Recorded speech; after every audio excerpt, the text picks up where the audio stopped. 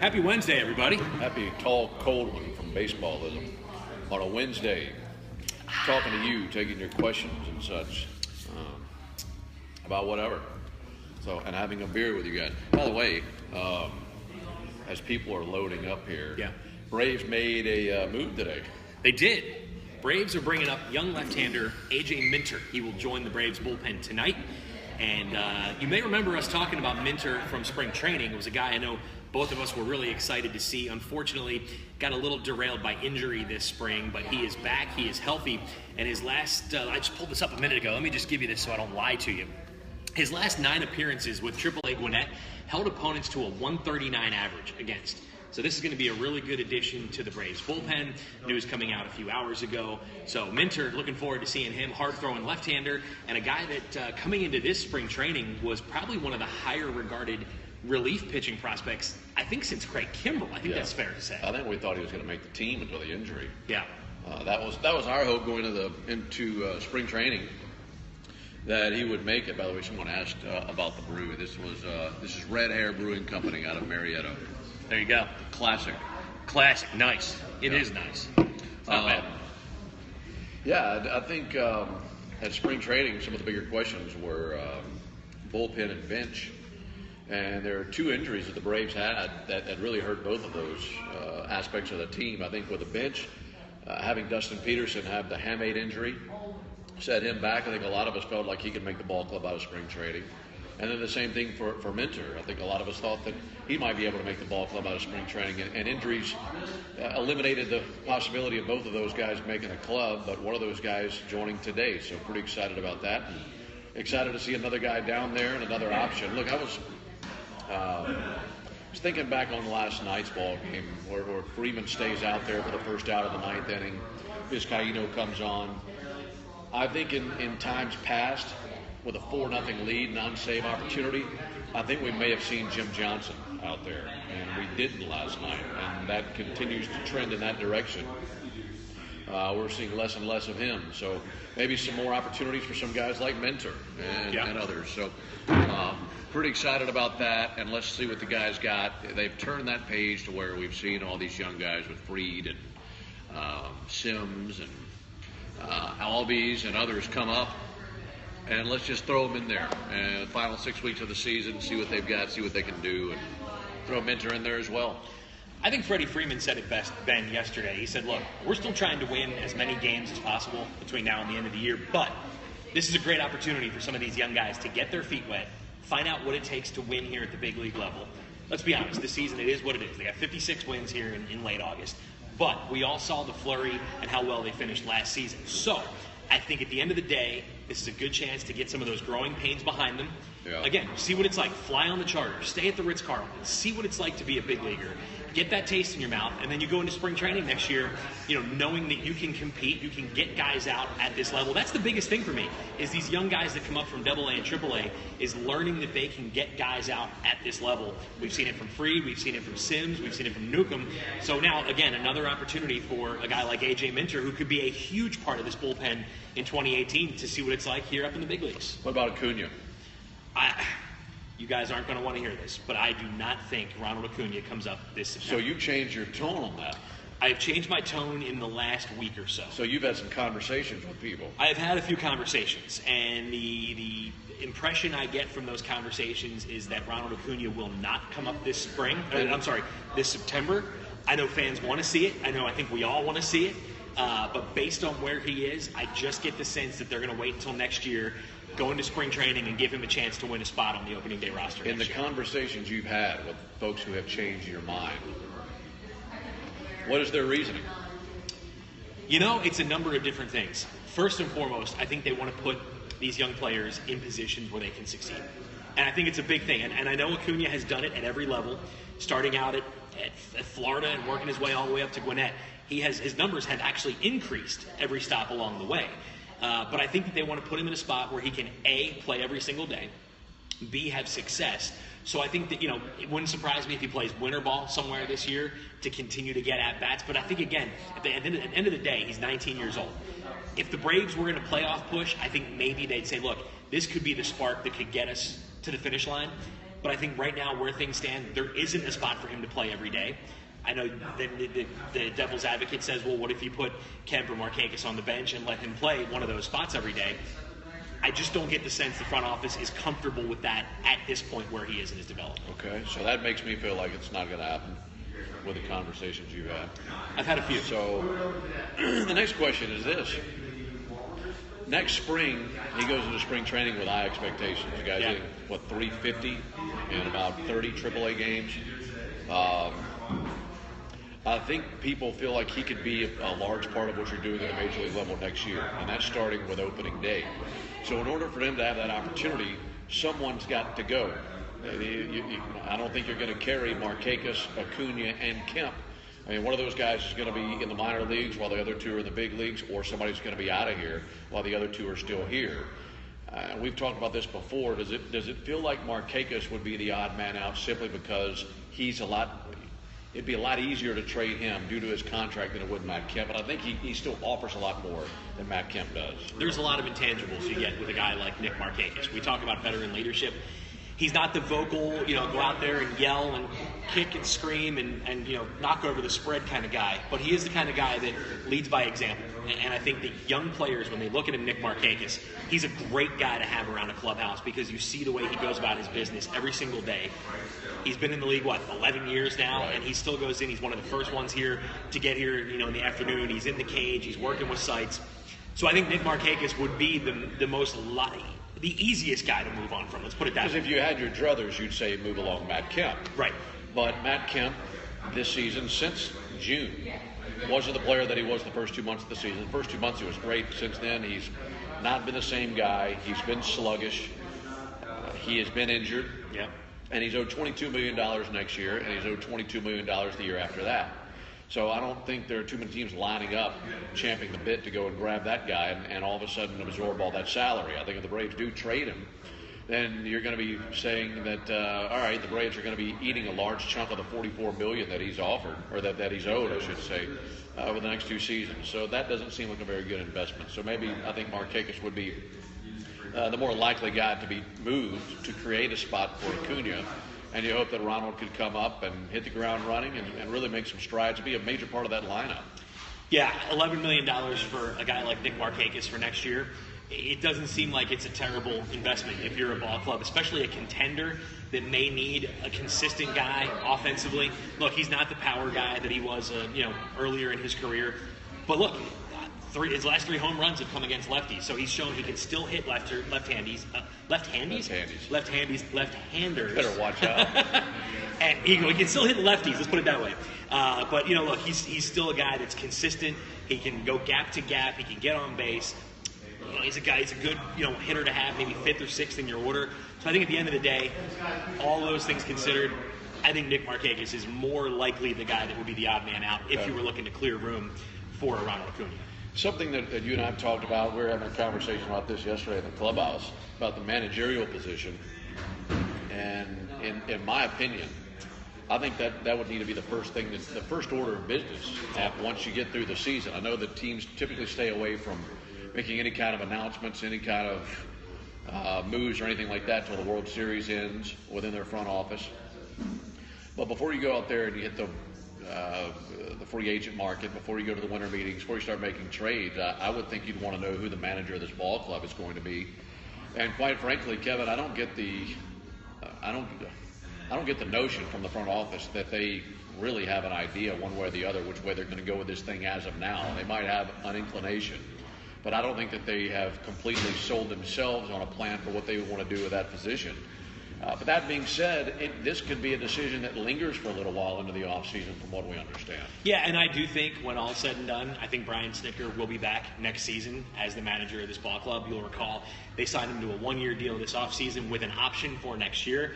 And I think that, just how loved he is around the organization, I think that Snit will be back. Now, look, that could change. I think if this team, finishes these last, 38 games, 39 games, whatever it is, between 38 games, if this team just goes in the tank the rest of the way, which I don't think they will, I think there's too many professionals in that clubhouse to let that happen. I think if it goes south in a hurry, maybe you do think about a change. But I think right now, I would think the front office is leaning more towards bringing Snit back for 2018.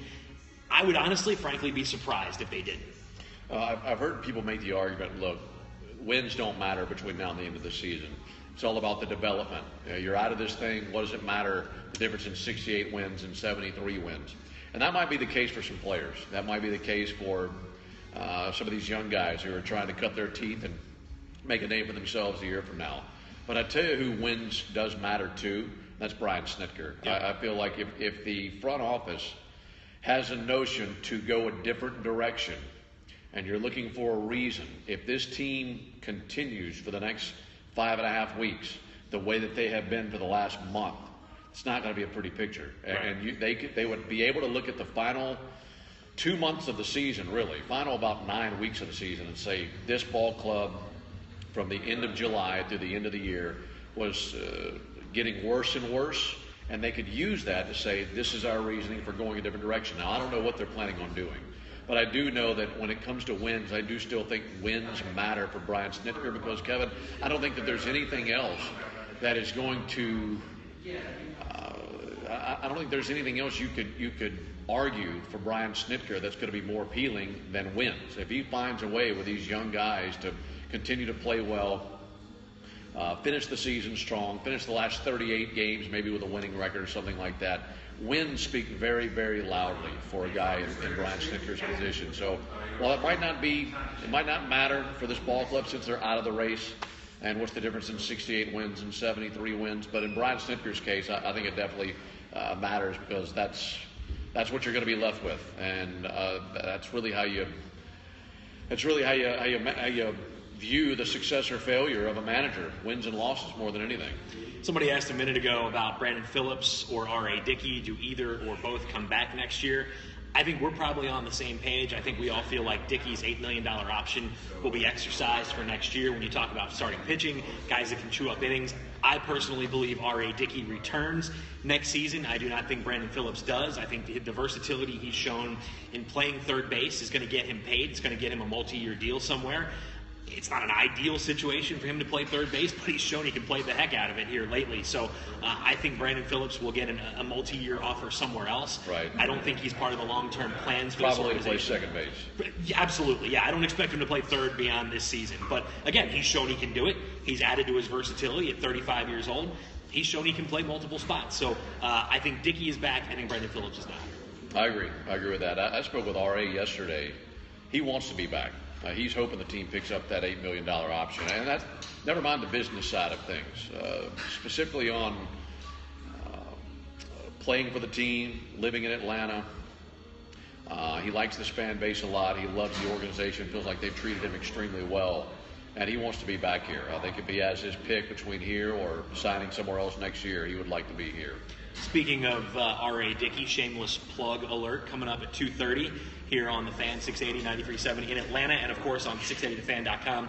You will hear from R.A. Dickey, his conversation with Ben Ingram. Also, I sat down with Sean Newcomb yesterday. You'll hear from both those guys. And then, of course, we'll talk Braves baseball with you again, 2:30, the Braves Clubhouse Report, right here in Atlanta on The Fan, 680 and 93.7. There's a great question about Mike Foltynewicz and his mentality. What is your concern level, Ben, with Folty and where he is with these last 4 of these last 5 outings? Scale of 1 to 10, about a 6. Higher than a little bit, maybe than expected. I could have brushed off what happened in Colorado and St. Louis. I could have brushed that off, no problem. Had he come out the other night against the Reds and dominated, gotten back to the guy that we saw punch out 11 versus the Marlins or carry a no-hitter into the 9th inning against the A's, just put out a really competitive performance, I could have swept away St. Louis and Colorado. But that didn't happen. He gave up 9 hits. Location's a problem. Velocity is down. It's late in the season, Kev. I mean, he's pitched more innings this year than he ever has before, but it's still only 132 or 133 innings. That's a guy, to me, that should be able to easily get to 190, 200 innings with the kind of build that he has and the stuff that he has. So I don't think he's getting tired. I just feel like he needs to find a way to refocus. You're not at the finish line yet. You've got another 5.5 weeks to go. He's probably going to get another 5-6 starts. And every player needs to go into the offseason feeling good about where they finished, feeling good about what they did. No player, especially pitcher, you go out there and make 33, 32 starts, you're not going to turn in 32, 33 dynamic performances. You're going to have half a dozen clunkers along the way. But you've got to find a way to finish up strong. I think we carry that impression with us through the offseason and a lot of times into spring training. We've done that for years. We did it with Matt Kemp a year ago. We've done it with other guys. Where the way that they finish the season, that's kind of what they are ingrained in our mind as being through the off season, and therefore we kind of set our expectations accordingly going into spring training. I think my expectations for Mike Foltynewicz is that he is a solid pitcher in this league. I think if he were on a staff with a true ace or something like that, he'd probably be a 3 or a 4, but a guy who should be able to give you an opportunity to win ball games, and he's come off of that in these last 3. So these next half a dozen starts for him to finish up the season, I think, are crucial. I think they're very crucial for him because you kind of spoil all the good that you did if you can't finish it off. If you go and turn in 4.5 really good months of the season, but your last month and a half weren't all that good, I think you kind of spoil all the good that you did, and you kind of start back over at 0 once you get to spring training next year. And Mike's worked too hard to do that. So I think how he finishes is very important for him and how we view him and how the Braves are planning their rotation moving forward. Yeah, it will be very interesting to see how he bounces back. Look, to me, and I know we have talked about this earlier in the season, we talked about it a lot during spring training, it's not so much stuff. It's between the ears with Folty. I mean, I'm convinced that that's where it is. I mean, his stuff is too good, and you've seen it for too long of a prolonged stretch for this to be, kind of a stuff issue. So I think that right now he's just going through one of those ruts. At the end of the day, he's not a finished product. I think we forget that sometimes. Sure. But the strides he's made. Most of these guys are not in this rotation. Outside of Dickey. Yeah, everybody but Dickey, right? I mean, Julio, I guess. Yeah. But again, I think we forget that he's not a finished product. There's still a lot of work for him to be done between now and the next couple of seasons. I think he's come a long way, but there's still quite a high mountain for him to climb as he continues to go forward. Someone asked about the potential of trading for a top-of-the-line starter in the offseason. I hope so. I think that's where you have to start. If you're going to turn this thing around, if you're going to be better than a 500 ball club, if you're going to be a contender, you've got to have the horses on the mound. I don't care what this lineup does. I don't care what you do to the bullpen. You've got to have starters. You've got to play defense. Fundamentals, basic, easy, boring. I get it, but that's what once we get to October, go see what those teams have on the mound. See what their gloves do. See what their defensive prowess is. I think you're going to find a lot of similarities because it's not about just loading up with studs in your lineup and launch angles and things like that. You've got to have consistent starting pitching. And this organization doesn't have that right now. And they might have that in 2-3 years when some of these young guys develop. But I don't want to wait that long. And I know you guys don't want to wait that long. And in the meantime, I think it would be extremely advantageous to go out and trade for someone who would be controllable for 2, 3, 4 seasons, who could be viewed as an elite pitcher league-wide, who starts winning streaks, extends winning streaks, stops losing streaks. You don't have anybody like that right now. I think we hope that Julio Teheran would be that, but he's not that. R.A. Dickey is not that. None of these young guys, they might develop into that, but they're not that right now. You need that guy, and the Braves lack that. And I think in order to go out and add that, it's got to be via trade. And in order to do that, you've got to give something up to get something. And that's where this farm system comes into play. And I think they go into the offseason knowing that here are the guys that we're willing, in our farm system, here are the guys we're willing to part ways with. Know your guys, know what they are, know what they should be, and know what they're going to develop into, and evaluate and trade at that point. I hope they're able to go out and do that. Yeah, again, controllable starting pitching, so important. And, the Braves stuck with the plan at the trade deadline. They did not go out and give up 3 or 4 top prospects to get a Sonny Gray. They did not overpay to get some of those other names that could be out there on the market. So I think that shows you that, look, at this point, you can use some of these prospects you've built up the last couple of years. Now's the chance you can flip some of those guys and turn them into, use them as currency and move on to get a controllable ace type starting pitcher. Someone a minute ago, Ben, asked about Dansby, and I got to tell you, I have been really encouraged by what we've seen from Dansby Swanson since he's come back up, especially really going back to the start of that road trip in St. Louis. He hit a lot of balls hard. Colorado, he really started finding his swing again. And this has been a really, really encouraging 10 to 12 days for Dansby Swanson. It's been, it's been what you needed to see. Limit the strikeouts, get on base, make contact. Now let's just continue to see it. And once he does that for an extended period of time, and it's not just a sample size, and it's not just against teams that have never seen him, right, then that'll make me feel pretty encouraged. So he needs to finish the season strong and go into next season and hit some of those expectations that we had set for him. To refresh again, we've been through this a couple of times with some of you guys just now tuning in. The popular question of the day is Acuna in September, and we say no. I wish I had better news, but it seems that Ronald Acuna will not be in Atlanta until next year. If you did miss it earlier, there is a move today. AJ Minter coming up. He will join the bullpen. I'm excited to see him. Hard-throwing young left-hander. Dealt with some injuries in spring training, but he has really been throwing the ball well. About a 135, 140 average against in his last 9 outings at AAA Gwinnett. So he will be up here starting tonight. Max Fried going back down to the minors. And this is a good move for Max Fried because he got a chance to get a few big league outings under his belt in the bullpen.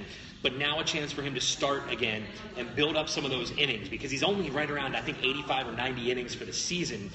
His career high is in the, I think, 110-ish range.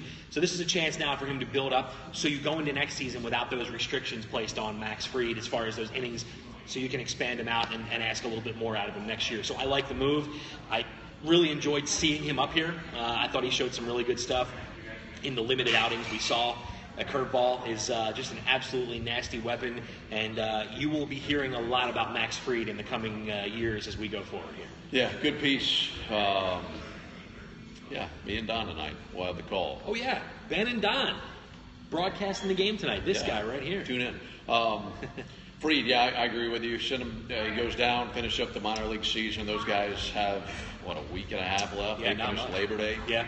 And then they're done. So I agree with you. He's a product that the Braves are still trying to put some finishing touches on and have him ready for next season. I think it was good to see him here. I think my expectations were to have him come up and see how he looks, indoctrinate him to the major league lifestyle, and then next season with a good spring training or a good first month in the minor leagues, maybe we see him come up at some point. That would be great.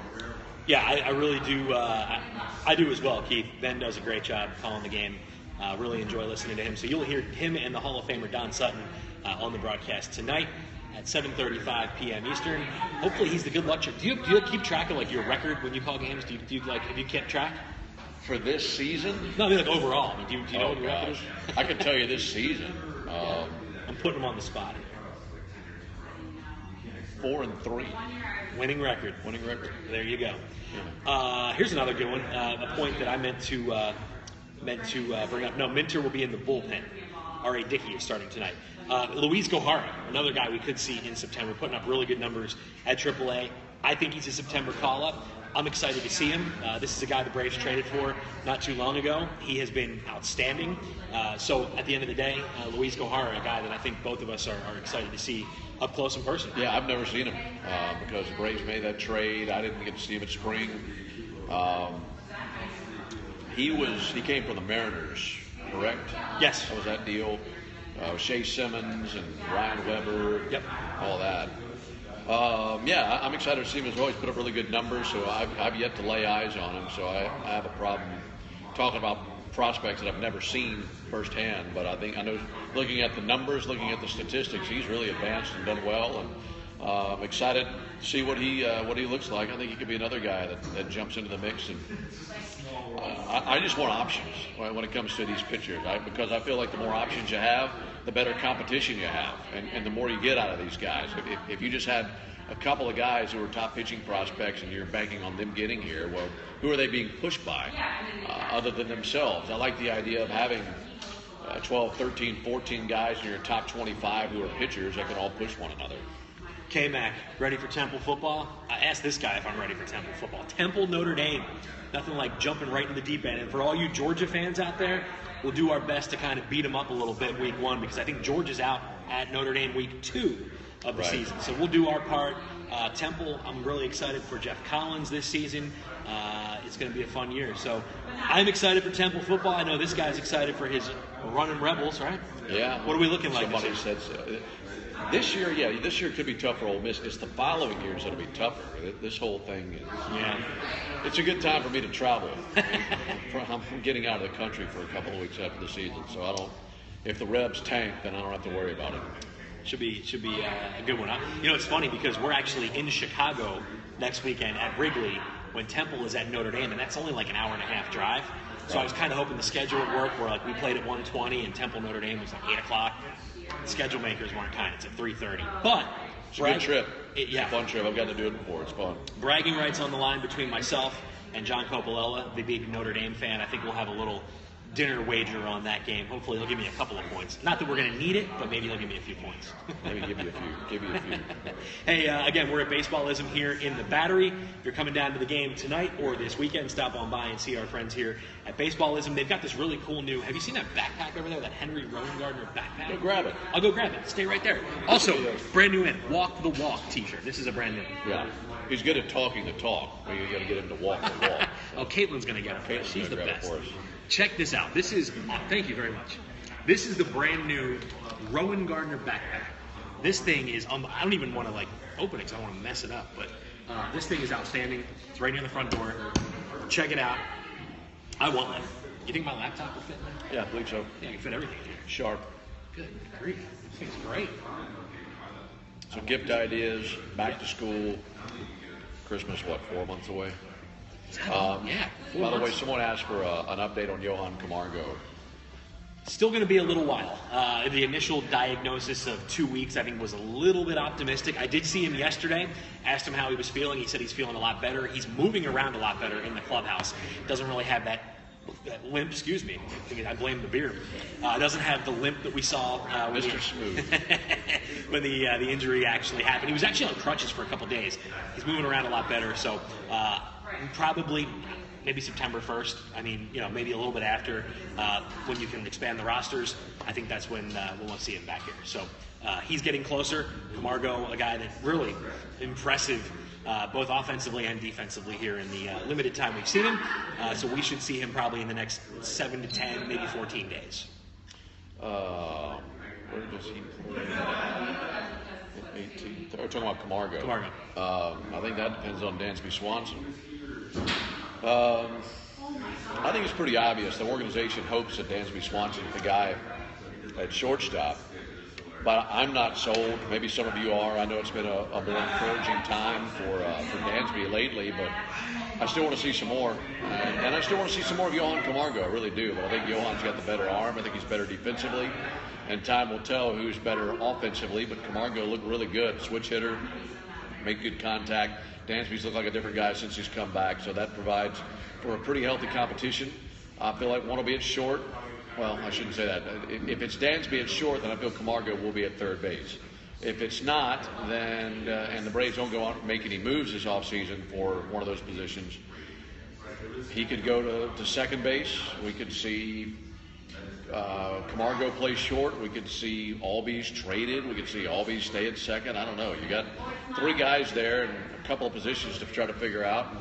There's still plenty of time to figure all that out between now and next year. Nice part is they have options, something they haven't had a lot of the last couple of years. Hey, we've got to run here shortly. Again, we've got the Braves Clubhouse Report coming up at 2:30 on the Fan, 680 93.7 FM here in Atlanta, 680thefan.com, and the 680 The Fan app.